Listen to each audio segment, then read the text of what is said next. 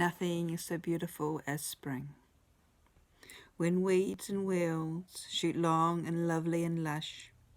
Thrush's eggs look like low heavens, and thrush through the echoing timber does so rinse and ring. The air it strikes lightning to hear him sing.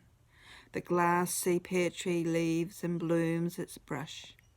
The descending blue, that blue is an all in a rush. With richness the racing lambs too have fair their fling. So too is a poem by George Manley Hopkins, which appears in my first book, Dancing the Sacred Wheel, A Journey Through the Southern Sabbaths.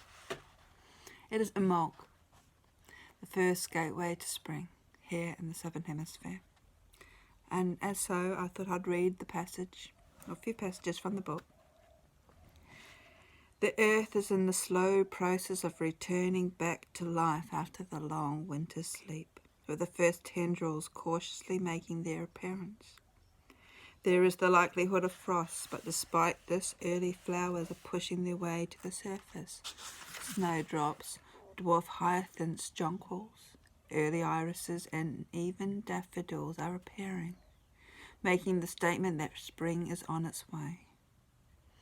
A fragile warming in the air can be felt as winter, usually the season of rest and withdrawal, comes to an end.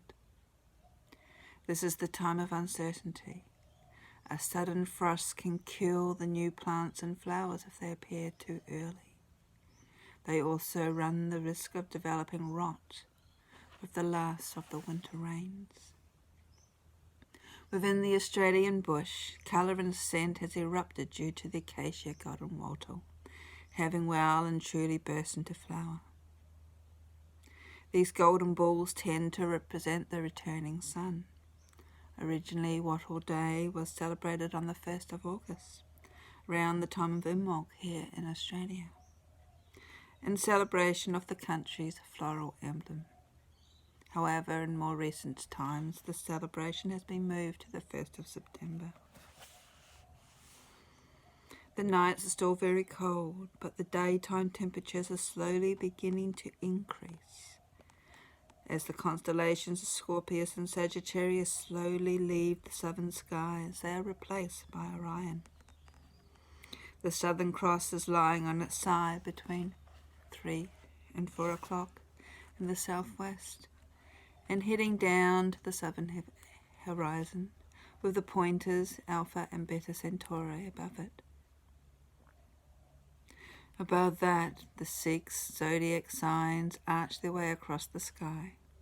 From Aquarius, the water chariot in the northeast, through Capricornus, the sea goat, and the bright Sagittarius and Scorpius, on through the less showy Libra, to Virgo, setting in the west. All the while, the Milky Way arches across the sky from the northeast to the southwest.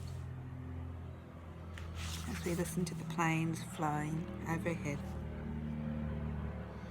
Imbolc is the first festival of spring and is usually celebrated around the 31st of July or the 1st of August here in the Southern Hemisphere, when the sun moves 15 degrees into Leo.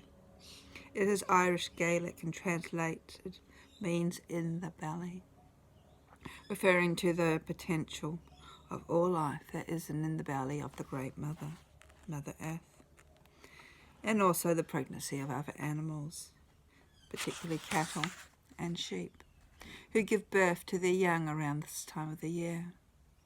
An alternative word for Imbolc is omelic, means ewe's milk. Although here in South Australia the lambs are often born to coincide with the autumn equinox, which makes ready of the autumn rains and the lush green grass. Other parts of the country, such as New South Wales and Victoria, even Tasmania, Imbolc heralds the birthing season of the lambs. Within the craft, the child born to the goddess at the winter solstice is now reaching adolescence, just as the power of sun is starting to increase in number of daylight hours. The young god is now more focused on the changes that he is going through and is not fully aware of those occurring to their maiden goddess. With each day his own strength increases and his horns begin to show as he evolves into the young stag, the younger version of the horn god, who appears later in the year. The maiden and the young god are the seed of summer, representing the potential of life within the seeming barrenness of winter. This is similar to the ancient Taoist symbol of yin and yang, where within the dark half is the nucleus of light, and the light half in turn holds within it the gem of darkness. The goddess is now has transformed herself from mother to maiden. The budding of the new growth echoes her own budding as she reveals her virginal presence. She is young and playful, yet not naive. This is because she has been schooled in the female mysteries by the mother and the crone. This training reveals the sacredness of all mysteries, in that all three aspects of the goddess are actually one. Just like a young girl experiencing her first bleeding, her first moon blood, menstruation, the maiden goddess begins to become aware of her potential to become a maiden, a mother.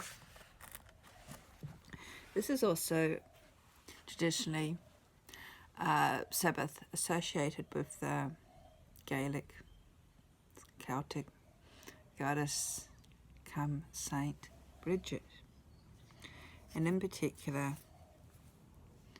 her cross, Breed's cross. Protective symbol, a symbol of healing, of power, and many of us gather to make these crosses and burn the old ones in place of the new. This one, you can tell, has lost some of its end bits. I bought it the first time I was in Ireland back in 1994. But a few of us will be gathering this weekend to make new ones. And in doing so, we'll be bringing in the healing power of Bridget into our homes. And with that, I'd like to wish you happy Imbolc, or if you are residing in the Northern Hemisphere, it's the first harvest, Lammas or Lodnasan. And as the wheel turns, keep safe. Blessings.